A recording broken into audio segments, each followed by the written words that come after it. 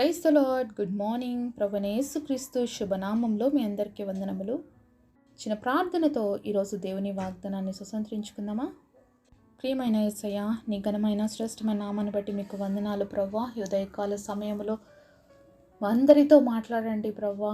నీ స్వరాన్ని వినటానికి మా హృదయాల్ని సిద్ధపరచండి దేవా. ఆ రోజు సమరయ స్త్రీతో మాట్లాడినట్లుగా మాతో కూడా మాట్లాడయ్యా. మమ్మల్ని దర్శించండి అయ్యా.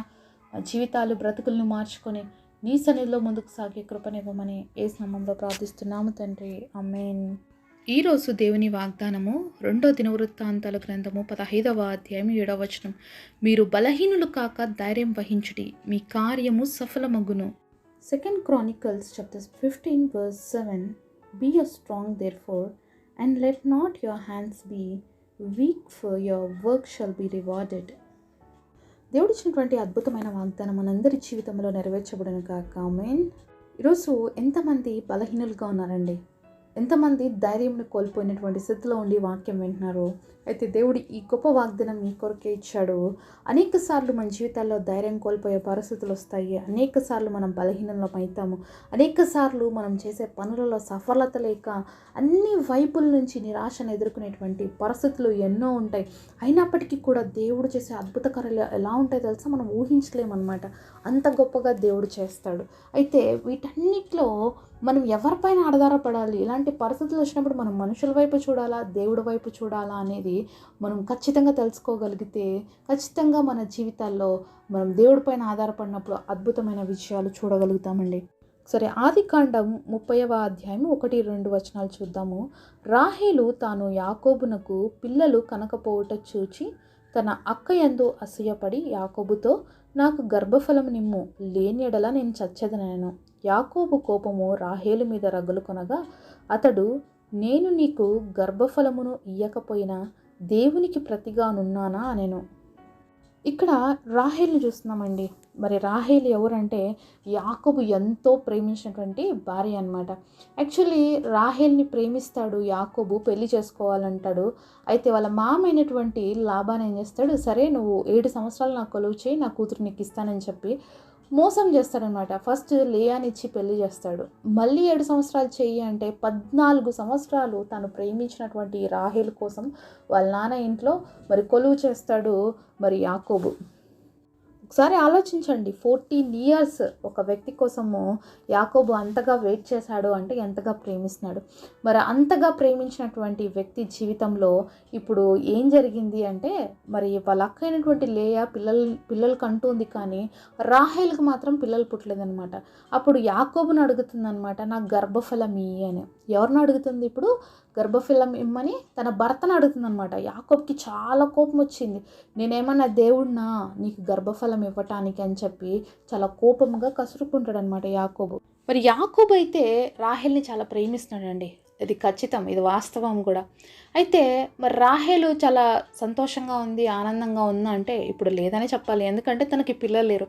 ఒకటేం జరిగిందంటే, మరి యాకోబు తనని ప్రేమిస్తున్నాడు, తనని పెళ్లి చేసుకుంటాడు అని ఆశపడింది. అయితే వెంటనే వాళ్ళ నాన్న ఏం చేశాడు, మధ్యలో వాళ్ళ అక్కనిచ్చి పెళ్లి చేసేసాడు. సరే, తను కూడా 7 years వెయిట్ చేసింది పెళ్లి కోసము. పాపం అది జరగలేదు. వాళ్ళ నాన్న మోసం చేసేసాడు. అంతటితో మళ్ళీ వాళ్ళ నాన్న ఇచ్చాడు అంటే మళ్ళీ 7 years, 14 years తనకు కూడా తన వివాహం, తన ప్రేమించినటువంటి వ్యక్తితో వివాహం జరగడానికి వెయిట్ చేసింది.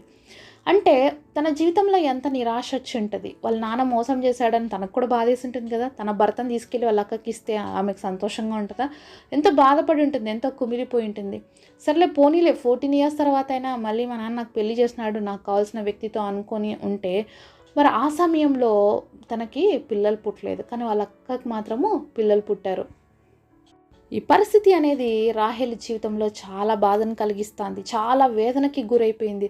ఎందుకంటే అప్పటికే వాళ్ళ అక్క అయినటువంటి లేయా చాలామంది పిల్లల్ని కనింది. ఇంకొకటి ఏంటంటే, లేయా జీవితాన్ని ఒకసారి చూసినట్లయితే ఆమె జబ్బు కలది ఒకటి.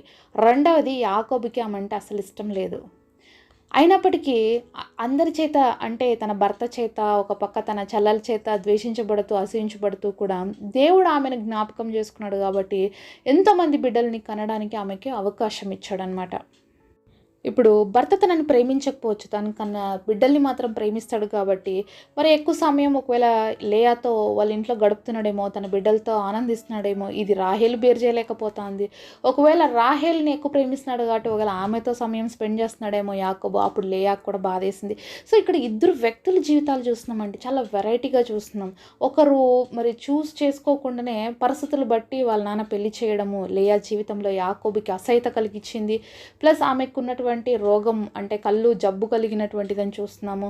అలాగే వాళ్ళు ఇలాంటి పరిస్థితుల్లో ఆమె ఎంత నిరాశ చెంది ఉంటుంది. తన జీవితంలో ఎక్కడ కూడా మరి నెమ్మది లేదు, తనకి శాంతి లేదనమాట. అలాంటి సమయంలో తన జీవితం ఇంకా వేస్ట్ ఏమో, నా భర్త చేత నేను ప్రేమను పొందుకోలేనేమో అని చెప్పి బాధపడుతున్న సమయంలో దేవుడు ఆమె గర్భాన్ని తెరిచాడండి. సరే, ఆదికాండము 29వ అధ్యాయము 31వ వచనం చూద్దాం. లేయా ద్వేషింపబడుట యెహోవా చూచి ఆమె గర్భము తెరిచెను, రాహేలు గొడ్రాలై ఉండెను. లేయా గర్భవతి అయి కుమారుని కని, యెహోవా నా శ్రమను చూచి ఉన్నాడు గనుక నా పెనిమిటి నన్ను ప్రేమించును కదా అనుకుని అతనికి రూబేను అని పేరు పెట్టాను. ఇక్కడ మనం చదివినటువంటి మాటల్లో 2 విషయాలు గమనిస్తామండి. మరి మొదటిగా చూస్తున్నాం, లేయా ఏమైందంట, ద్వేషించబడింది. అది ఎవరు చూసినారంట, యెహోవా చూసినాడు కాబట్టి ఆమె గర్భం తెరిచినాడంట. కానీ రాహేలు గొడ్రాలై ఉండెను. మరి రాహేలు భర్త చేత ప్రేమించబడుతుంది, కానీ లేయా భర్త చేత ద్వేషించబడుతున్న సమయంలో, తనకి నిరీక్షణ లేనటువంటి సమయంలో ఎవరు చూశారు? ఇప్పుడు దేవాది దేవుడే లేయాను చూశాడు కాబట్టి ఆమె గర్భాన్ని దేవుడు తెరిచాడు అని చూస్తున్నాం. ఈరోజు నువ్వు మనుషుల చేత ప్రేమించబడలేదని బాధపడుతున్నావు అండి. మనుషులందరూ నిన్ను ద్వేషిస్తున్నారా, నేను అసహించుకుంటున్నారా, చీయని కొడుతున్నారా, నాకంటే ఎవ్వరు లేరని బాధపడుతున్నావా, నీకు నిరాశ వచ్చేసిందా, ధైర్యం అంతటిని కోల్పోయి ఉన్నావా? అలాంటి పరిస్థితినే అండి లేయాకు కూడా. అయితే లేయా జీవితాన్ని దేవుడు జ్ఞాపకం చేసుకున్నాడు అని చూస్తున్నాం. ఈరోజు నన్ను కూడా దేవుడు జ్ఞాపకం చేసుకోబోతున్నాడు. నీ శ్రమను దేవుడు చూస్తున్నాడు, నీ బాధను దేవుడు చూస్తున్నాడు. ఇక్కడ లేయా అదే చెప్తుందనమాట, యెహోవా నా శ్రమను చూశాడు, నా పెనిమిటి నన్ను ప్రేమించలేదనే విషయానికి కూడా దేవుడు చూశాడు కాబట్టి నాకు కుమారుని ఇచ్చాడు. ఇప్పుడైనా నా భర్త నన్ను ప్రేమిస్తాడు అనుకున్న అతనికి ఏం పేరు పెట్టిందంట, రూబేను అని పేరు పెట్టింది. మరొక కుమారుడితో దేవుడు ఆపలేదండి, ఇంకొక కుమారుడిని కూడా దేవుడు ఇచ్చాడు. ఆమె అప్పుడు ఏమనుకునిందంటే, నేను నా భర్త చేత ద్వేషించబడినాను అని దేవుడు విన్నాడు కాబట్టి నా ప్రార్థన, నాకు ఇంకొక కుమారుడిని ఇచ్చాడు, అతనికి షిమ్యోని అని పేరు పెట్టుకుంటానని చెప్పి పెట్టుకుంది. ఇలాగా తనకున్నటువంటి ప్రతి ఒక్క బాధను దేవుడితో చెప్పుకొని ఒక్కొక్క కుమారుడికి ఒక్కొక్క పేరు పెట్టుకుంది. 3వ కుమారుని కన్నప్పుడు ఇప్పుడైనా నా భర్త నన్ను హత్తుకుంటాడు, నా దగ్గర ఉంటాడు ఈ బిడ్డల్ని బట్టి అనుకొని అతనికి ఏం పేరు పెట్టిందంటే లేవి అని పేరు పెట్టుకుందనమాట. సో తన జీవితంలో బలహీనురాలైపోయింది, ధైర్యం ఎక్కడ కూడా లేదు, తన జీవితంలో ఏమి జరుగుతుందన్న హోప్ లేదు. అలాంటప్పుడు దేవుడు తనని జ్ఞాపకం చేసుకొని వారి గర్భఫలాన్ని ఇచ్చాడు. ఒకరు కాదని 3 బిడ్డల్ని ఇచ్చాడు. 3తో ఆపేయలేదండి, ఇంకా అనేక మందిని తన జన్మనిచ్చింది లేయా. అయితే రాహేల్ కూడా చాలా బాధపడిందనమాట. వాళ్ళ అక్కకి పిల్లలు పుడుతున్నారు, తనకి పిల్లలు పుట్టలేదని. అక్కడైతే ఒక మాట చూసాం కదా, మరి దేవుడు మరి లేయాని జ్ఞాపకం చేసుకున్నాడు, అక్కడ రాహేల్ గొడ్రలుగా ఉంది అని. అయితే ఇప్పుడు రాహేల్ కూడా తన భర్తను అడగడం మొదలుపెట్టింది, ఆమె పిల్లలు పుడుతున్నారు, నాకు పిల్లలు పుట్టట్లేదంటే. మరి యాకోబు అన్న మాట మనం చదివాం ఇందాక, నేను దేవుడిని కాదు నీకు పిల్లలు ఇవ్వటానికి. కాబట్టి మనుషుల దగ్గరికి వెళ్తే ఏం జరగదు అని ఇప్పుడు రాహేల్ని బట్టి మనం నేర్చుకోవాలండి.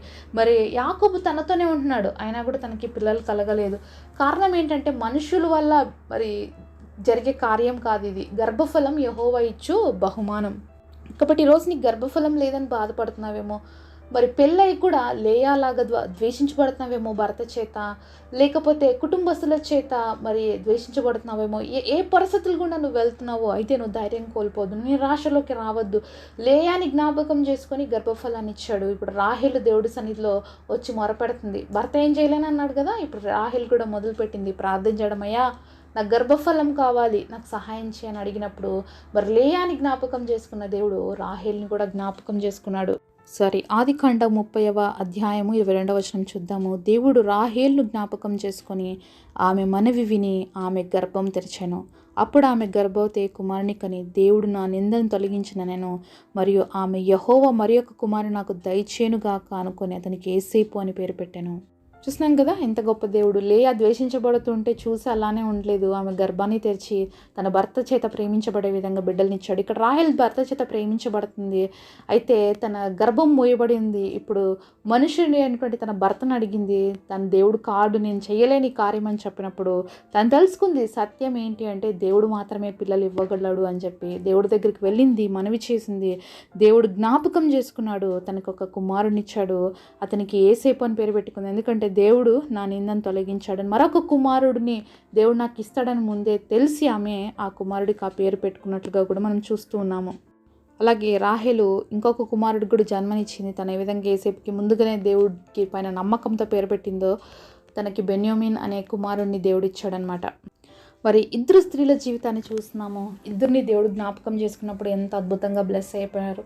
మరి ఎంతోమంది బిడ్డల్ని వాళ్ళు కనగలిగారు. కాబట్టి ఈరోజు నీ జీవితంలో ఏ పరిస్థితి అయినా జరగదు, ఇది అవ్వదు అన్న పరిస్థితిలో ఉన్నట్లయితే వాళ్ళ జీవితాల్లో సహాయం చేసిన దేవుడు ఈరోజు మన జీవితంలో కూడా సహాయం చేయబోతున్నాడు. కాబట్టి ధైర్యంగా ఉందాము, దేవుడి వైపు చూద్దాము.